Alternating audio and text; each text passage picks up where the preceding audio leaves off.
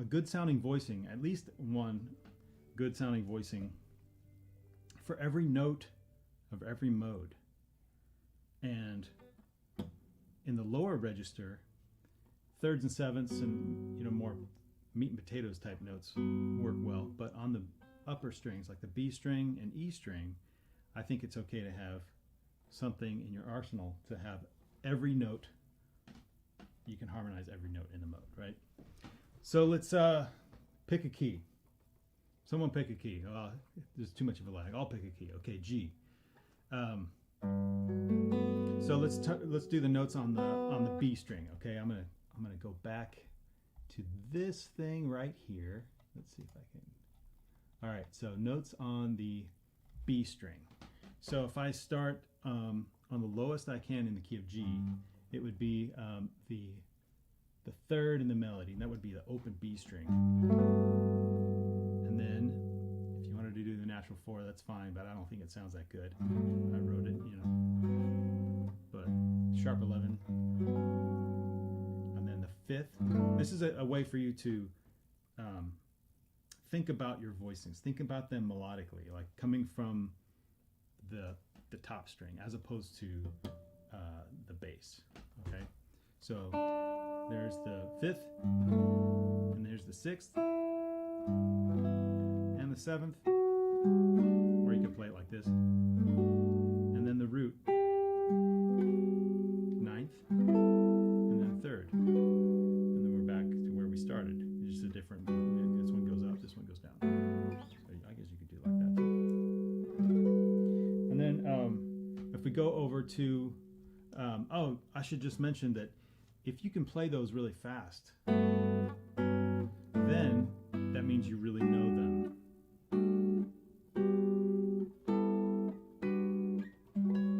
And you can use those when you're working out chord melody stuff, or when you're comping. And also I think it's super helpful to have those as target notes when you're improvising too. So you don't always have to play the whole chord, but at least you can land on that note or whatever, whatever note in the key of G or whatever.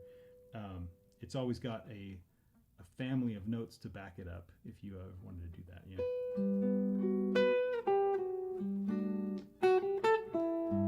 Does that make sense? I always think it's neat to have notes always have a family.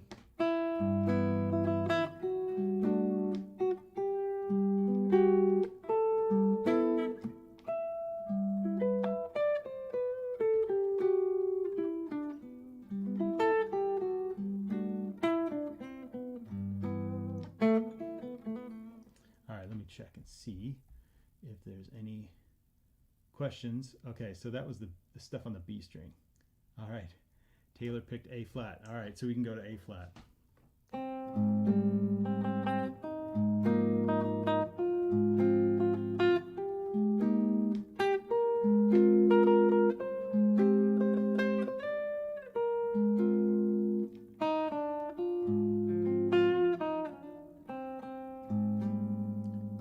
That's just notes, target notes on the B string.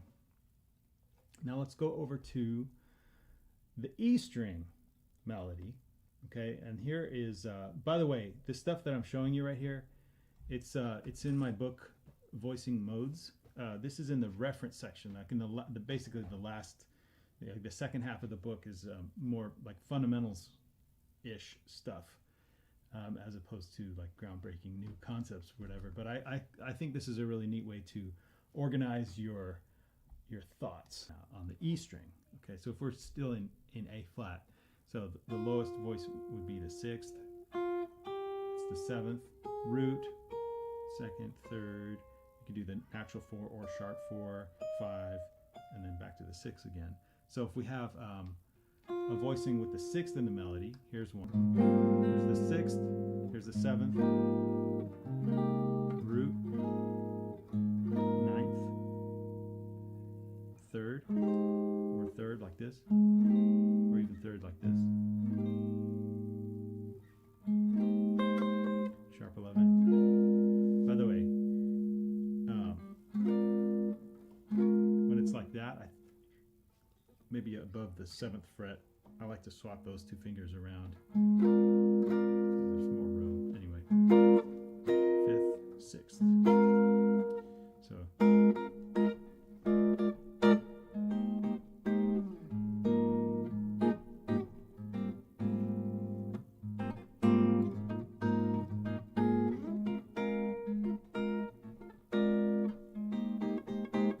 All right, so that's the major scale stuff, okay?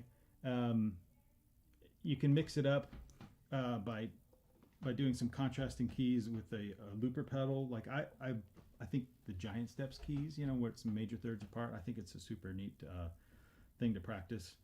Say we do something in the key of B for a little while, you know, and then G, and then E flat.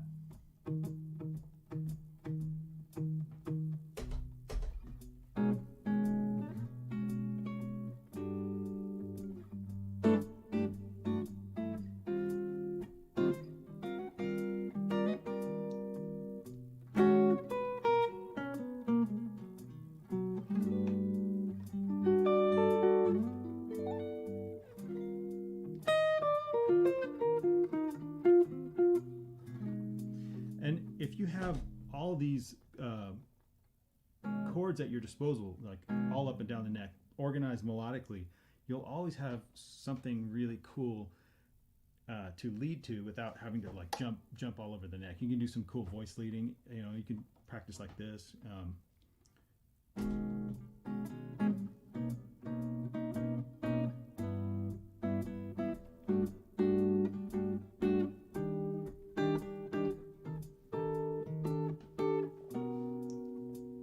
So what I did is I just picked a melody note.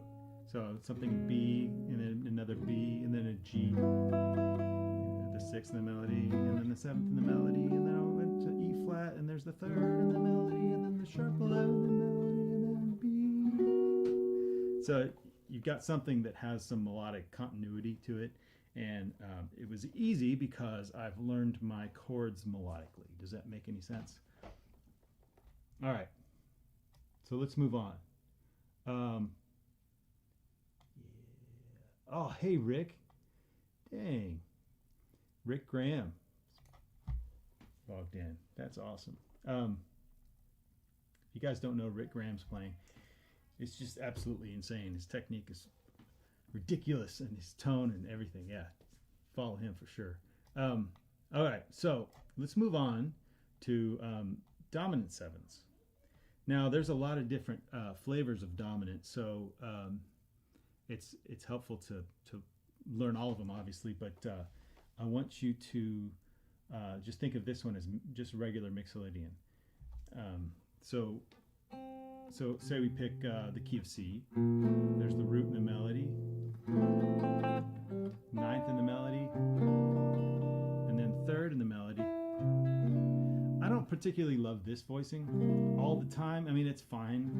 It's a little folky sounding, you know. Sometimes I like to do the 4th instead, you know, if I'm in a Mixolydian context. Something like this is what Wes would play. And then 4th in the melody, 5th in the melody. Again, I'm not doing this. I like something a little more hipper, I guess. 13, and then flat 7, and then back to the root again. So.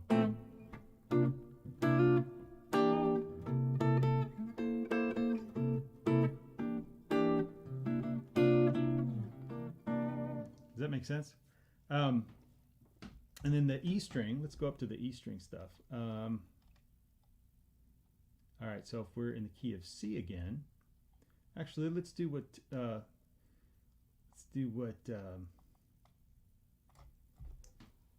this key, A flat. So there's the root in the melody, and you can also do this.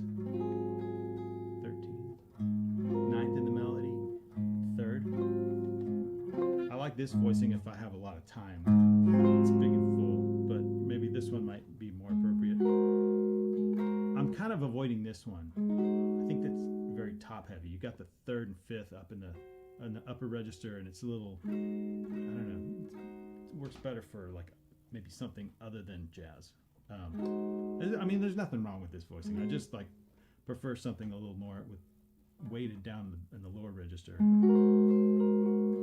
do you think? And then the fourth in the melody, and then the fifth in the melody, and then sixth or 13th in the melody.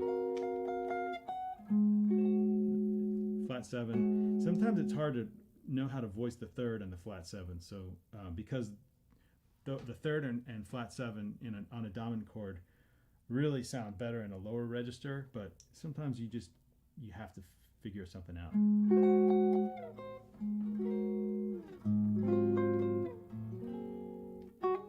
There's another 13 in the melody. All right, let's move on to a different flavor. Let me see if anyone's got any questions. Hey, you guys have some good comments. All right.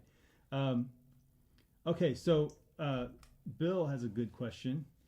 Which book is this stuff covered in? It's in this book, Voicing Modes. And in the reference section, it's about halfway through. Let's see if I can. Let's see here. Yeah, starting with on page 78, reference material. Okay. Here's the melodic voicings. It shows you how to think of them. I've labeled them numerically. So there's a voicing with the third in the melody right there. And there's all the major seven voicings with melody on the B string, and then major seven voicings with the melody on the E string. Dominant seven voicings with the, let me see here if I can, back to new windows. All right, so this is dominant seven B string melody, dominant seven E string melody, and dominant minor seven B string melody, minor seven E string melody, and so on. And there's half diminished, and then different flavors of dominant. So here's like the Superlocrian, fully altered brand of dominant, and then we've also got the Lydian dominant brand, and also the more modal sounding Mixolydian, where there's more fours instead of threes in there, which gives it a more like a sus flavor, which is actually not like a sus. It is a sus. Anyway, so that voicing modes, and that is in the reference material. Okay, so let me move on to more voicings. Yeah. Hey, thank you very much. Thank you for commenting that it's a great book. I agree. I put a lot of thought into it. It's funny. I mean, I'll tell you the story about how that book came about if you want to hear it, but it was a process. And I've been very fortunate to teach very good students at the University of North Texas. So I've been inspired for many years to,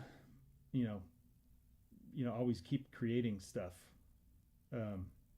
Yeah, anyway, so I appreciate all those students. Okay, so minor seven voicings are right here.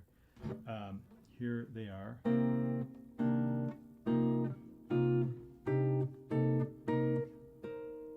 Is that the ones I have written?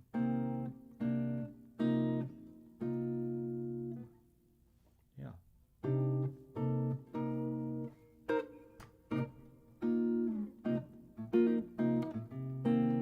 So there's this great recording, John Schofield, on So Near So Far. It's a Joe Henderson record, and his comping is just so amazing on there.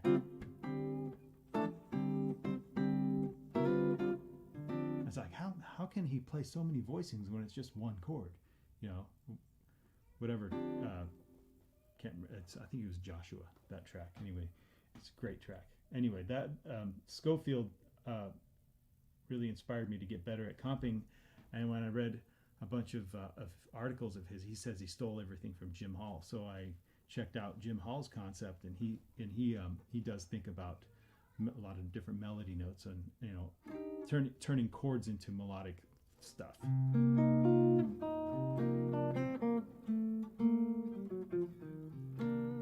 don't know if that made any sense. All right, so let's go on to the E string. Here's let's do A flat minor. How about that? Or ninth, minor third, fourth, or fourth here. Fifth, sixth. It's the Prince chord. And then flat seven. You can also do the flat seven like this. Who could it be now chord? Anyway.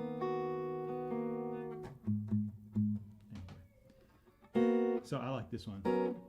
It's I got that one from Bill Evans.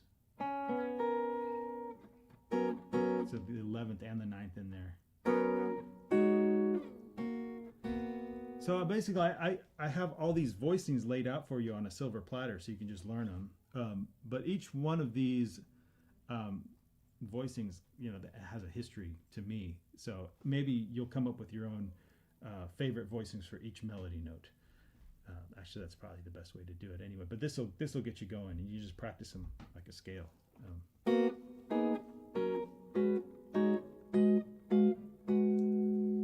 can put all that stuff in. All right. So let me check and see if anyone has any questions. Okay. Let's see. Good questions. Thank you very much. Okay, Taylor asks, I'm curious, did you take inspiration from Mark Levine's Drop 2 book to write yours? No, I didn't actually. And I have not used Randy Vincent's Drop 2 chord book. Those are great resources. I did a lot of Drop 2 and Drop 3 studies, from my teachers. And that's very helpful stuff. I think I started going away from thinking of learning my chords as inversions, even though it does help to do that. I started thinking of them more from the top down instead of the bottom up, because I felt it was more useful, practically speaking. It was more pragmatic for me to think about what the melody is doing. Those were more interesting, more useful than this and then this and then this. Like that voicing right there. Yes, it's a third inversion of a G major 7, but it doesn't really sound like a G major 7. It doesn't sound great to do that.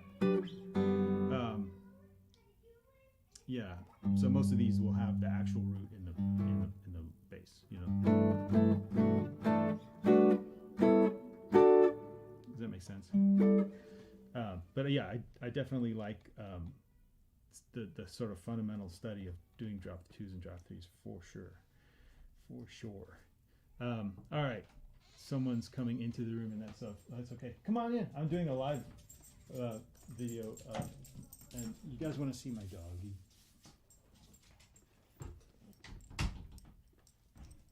This is Lola. She's turning 1 today. She's 1. Happy birthday, Lola. This is a cool dog. Anyway, we've got some minor 7 flat 5s here. If it's Locrian,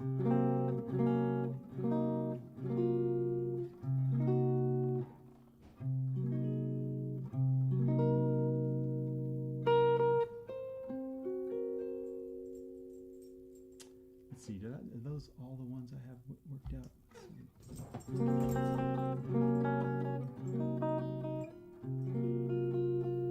you can do this one.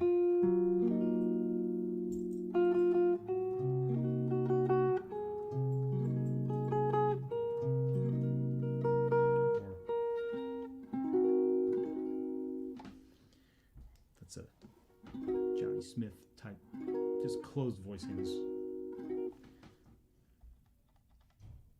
Here's the E string. Let's start with C. Or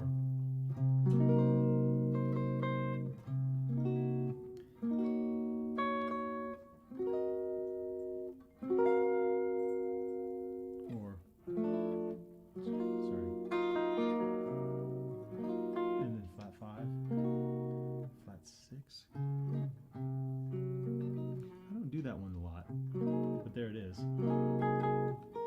We can even do this one. Close voicing.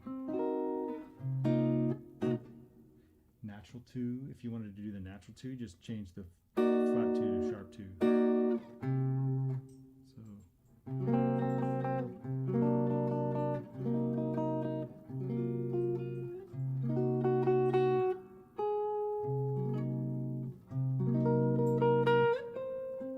So most of those would be the same. Just change a couple of the melody notes, you know, depending on what mode you're doing that contain the minor 7 flat 5 stuff. Let's see. Here's yeah, super Locrian type dominance, where you have. Let's see. Man. Okay, approach for using passing tones in chord melodies. All right. Yeah. So, okay, as far as passing tones, like if I'm doing, say, major scale stuff, right? You can just do it passing tone, or sometimes the whole chord is chromatic. You know, it depends on the sort of musical context. And then there's also the approach of when you're going up, you can add a diminished flavor, and when you're going down, you do a dominant flavor. I mean, there's so many different methods for doing it. Lately I've been trying to do stuff that's pure tonal.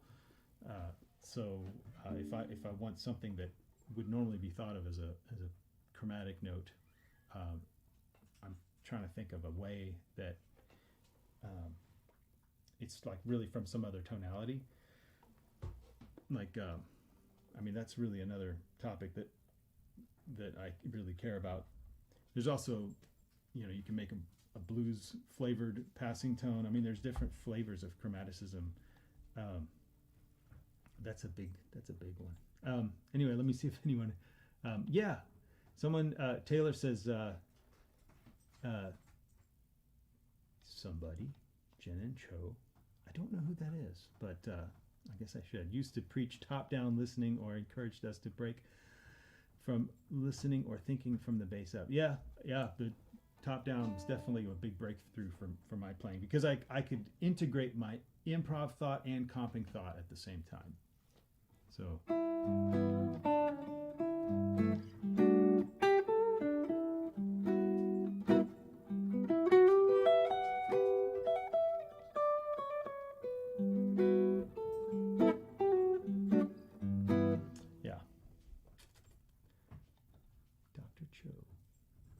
Yeah, I don't know Dr. Cho.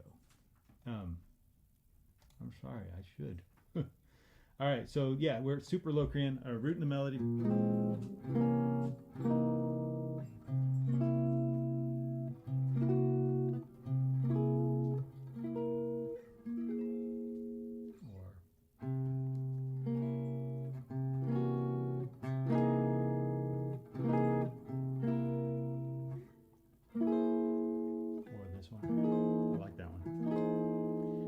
Story about this chord, which is actually, this is the voicing that's featured on the front cover of that book, this book. I heard that Joe Pass was giving a clinic, and he said to the class, hey, do you know this chord? If you can play this chord, you can play anything. So when I heard that story, I'm like, well, I have to learn that chord. So you can think of it as a C super Locrian with the root in the melody. What's cool about this is it's like an all-purpose melodic minor and harmonic major chord.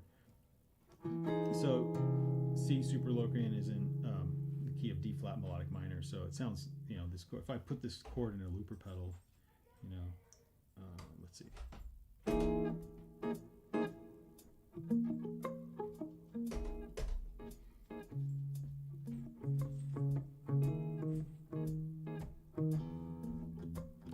The third mode, fourth mode,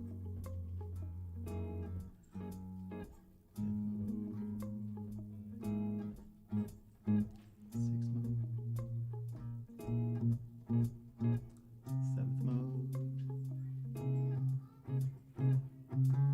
Anyway, I mean, there's a lot of chords like that that are kind of multi-purpose in whatever tonality that you're in. Anyway, yeah, yes, I think I will keep this live stream up once it's done, and yeah, I don't think I've embarrassed myself too bad this one, so I'll keep it up for sure. Thank you for asking.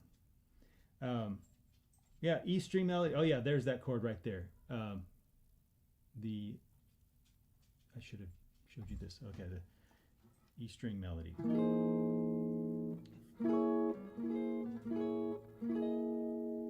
You can also do this one. So the sharp 9, there's the sharp 9 in the melody right there. But you can also do what I have written here is this. Kind of a cool voicing. And then the third.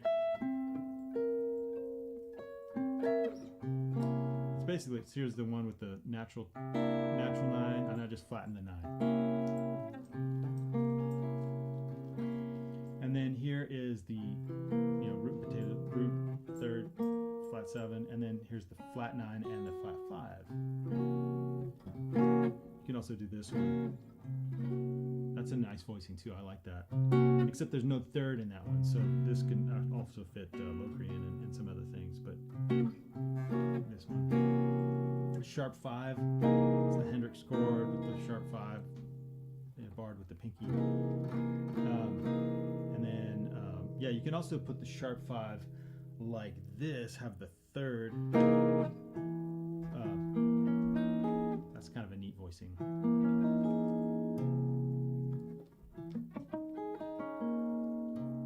There's the C, there's the third, and the flat 7, and then you have the flat 9, sharp 9, and sharp 5. And then here's the flat 7 in the melody. And I've just got a shell voicing. Uh-oh, don't bite my cables, little puppy. She's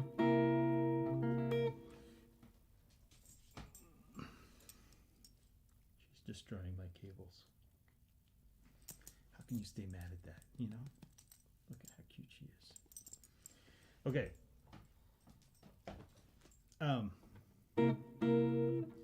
Yeah, when it comes to the meat and potatoes notes, like the third and the flat 7, I think it's okay to just stick with the shell voicing. You're not going to hurt anybody with that, with the shell voicing. It's kind of like type O positive blood. Anyone can get it. And then, or you can do, if you want the, let's see, here's another one with the, looks like there might be a typo right here. I hope I fixed it in a subsequent book. Let me see if I did fix it.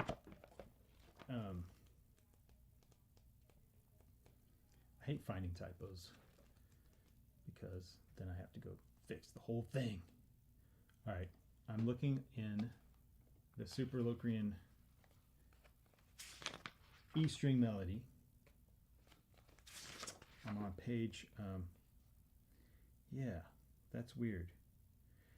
I should have, okay, I called it a third flat 3. It should have been sharp 9. I'm sorry, everybody. I failed. So there's third, sharp 9, sharp 5, flat 7. Kind of looks like an E-Lydian voicing. Anyway, let's move on to the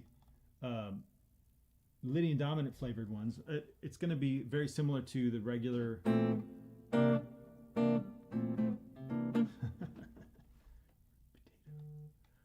not say root potato, Adrian, or at least I didn't mean to.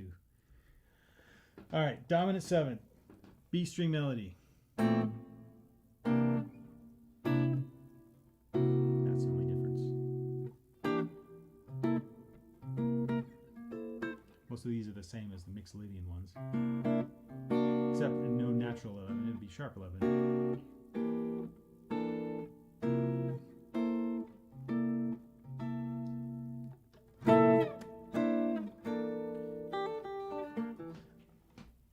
Another thing I might want to say about this, like learning your chords from the top down, is it helps connect your ideas. It helps your comping be more interesting. You know, it helps you connect the ideas because you don't have to like jump around to the only shape you know, or two shapes you know. But also, it helps you play really hard changes that may seem unrelated, like some of the more modern tunes, I guess, which has, you know, less 2-5-1s, for example, chords that I don't know, like some Wayne Shorter tunes or something, like let's see.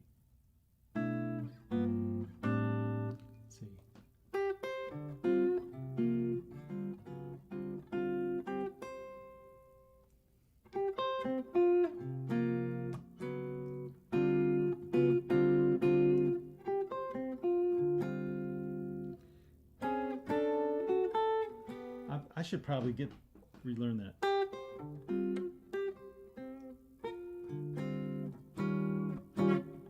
No, I need to relearn that, sorry. Like, let's see.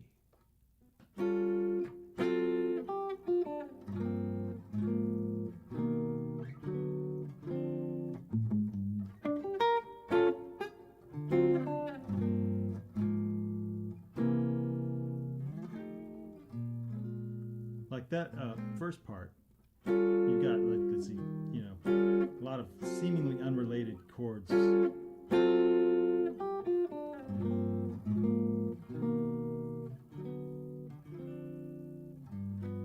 So you can like think of it as like a E flat Lydian dominant chord to like a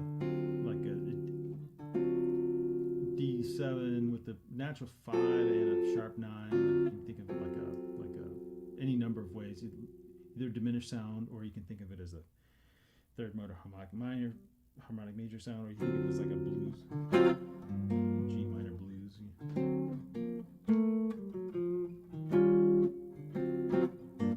Let me put that part in a looper. Let's see.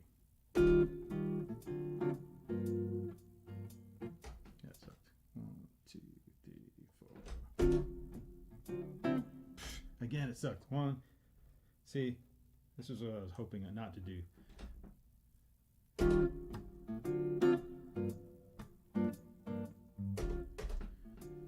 So if you've got a lot of, say, E flat Lydian dominant voicings and a lot of, say, D altered voicings ready to go and G minor voicings ready to go, you don't have to just stick to one part of the neck. You can go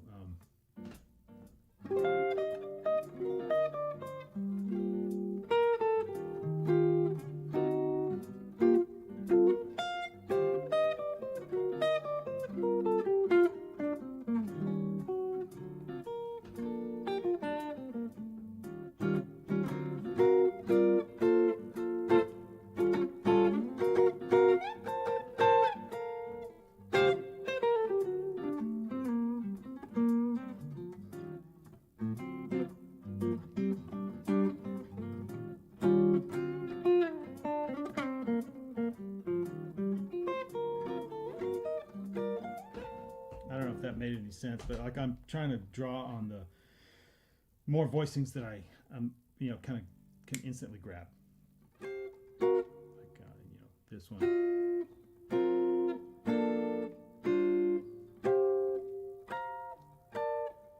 I don't know, there's more.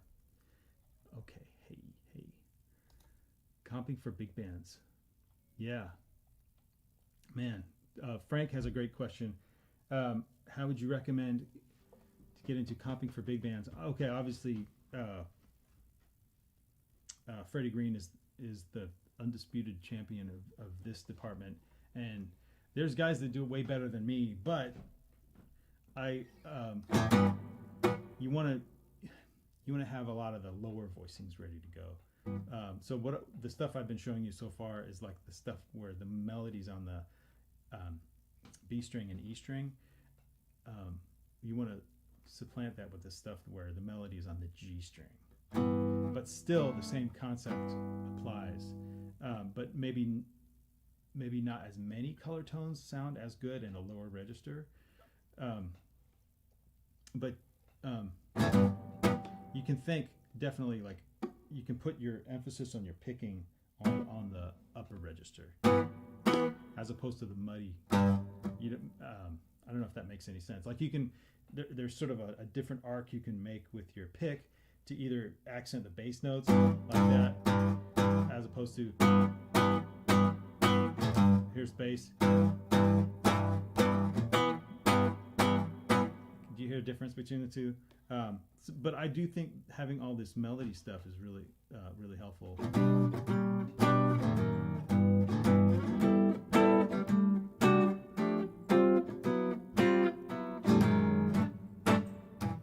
You want to listen to like the attitude of the hi-hat or the ride pattern.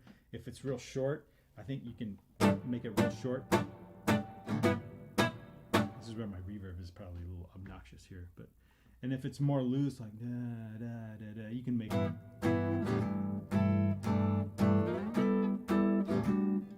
You know, kind of match the attitude of the ride or hi-hat pattern. I don't know if that makes sense. There's a lot I could go into it there.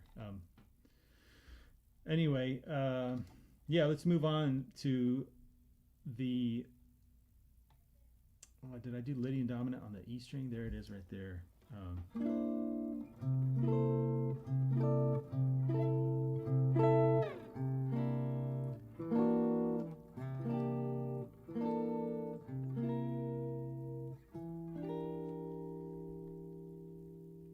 And then here's the modal comping for Mixolydian. A lot of it's the same as the regular stuff. Yeah, all right, Frank. I'm glad that helped. So the a lot of the voicings that I'm picking for the modal Mixolydian, I'm just changing. Instead of having the third, I'm moving the third to a fourth to make it a sus. So here's a C7 sus. Here's a C9 sus. And when it goes to the third, you can put the fourth in there as well. Kind of has a more modern sort of modal sound. And then double the fourth if you want to, or you can do it like this: a C9, another C9 sus. And then what did I have for the fifth? Yeah, you can do this. So just instead of this, you have this. Third, you put the fourth instead of the third. And then the 13. Here's a 13 sus. Seven sus, and then here's the root again. You can do either like this. It's kind of a nice chord. I think these are nice intros, you know, like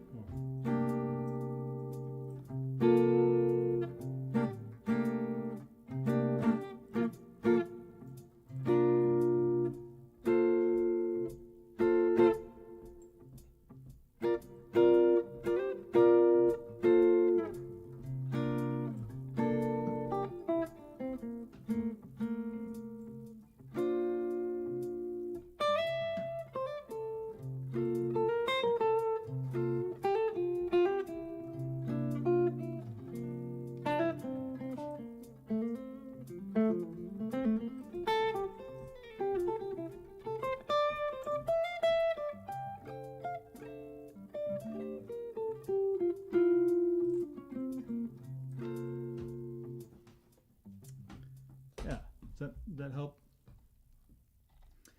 So yeah, you can yeah, feel free to take this stuff or buy the book, and if you want to put it on your music stand, there it is.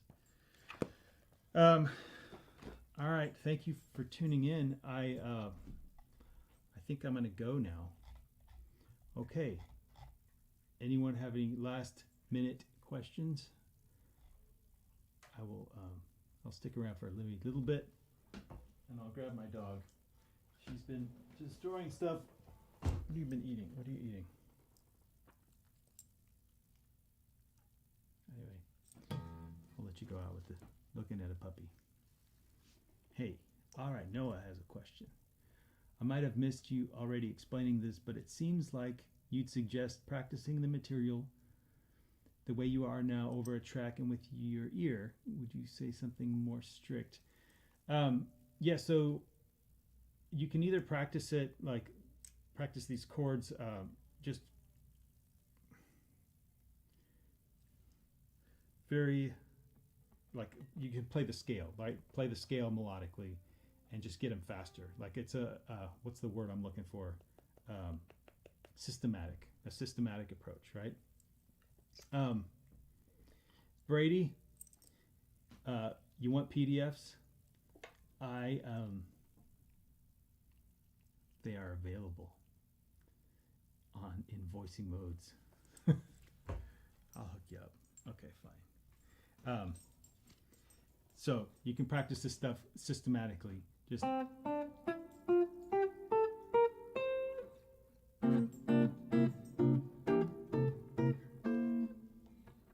faster you get them, the more accessible they will be to you. Yeah, they'll be present at hand when you're in the heat of battle. So I don't know if that answers your question, Noah. I mean, there's a lot of different ways you can work on this. You can be more disciplined, like systematic approach. You can change keys, like I don't know, like the sus stuff is like really cool. Like you do like the first two chords in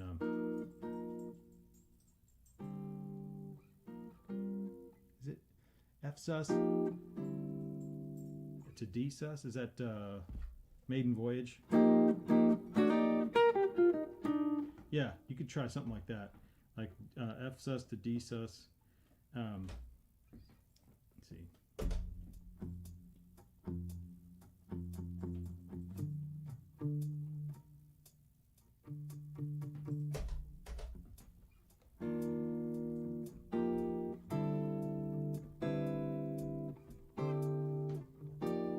Trying to go for some good voice leading.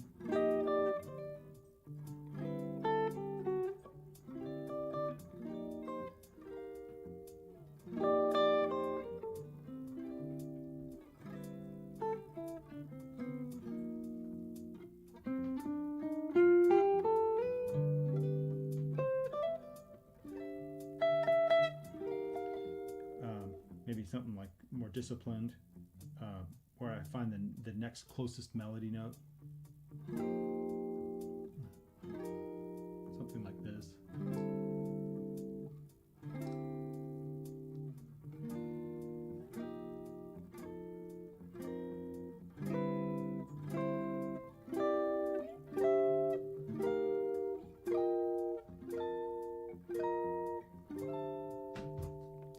I don't know if that made sense. Just be creative with your practice, I think. I have placed a napkin on my head in shame. Oh man, yeah, Brady. So yeah, that's the thing. Like this stuff in the book, you know, it's so thick. You think you're getting your money's worth, you know, but the really groundbreaking new stuff is really, I think, just in the first half of the book. The last half of the book is like, here's a new way to look at your fundamentals. So that helps with the first part. Okay. Yeah. Thank you for your questions, everybody. Enjoy the rest of your Saturday, and keep practicing. And thank you for your support. Okay. See ya. Oh, someone has another question. On the major seventh chords, would you practice both the natural 4 and the sharp 4? Man, okay, good. That's a great question. I put the natural 4 in there just to be academic. I actually don't think the natural 4 sounds that good, so you can leave it out. Okay. Yes, Frank, good question. Yes, the book is available on my website in PDF form. That ebook, yeah, you can purchase an ebook or a physical book. The ebooks are available on my website, noeljohnston.com. You can also get the physical books there as well, or on Amazon and wherever. I guess anywhere really. But yeah, that's a great question. Thank you very much. So, okay. Yeah, thanks again. I will talk to you later. Okay. Yeah, comment in the comments if there's anything else in the book that you'd like me to talk about. I enjoy doing these live lessons. So, yep, I appreciate it. See ya.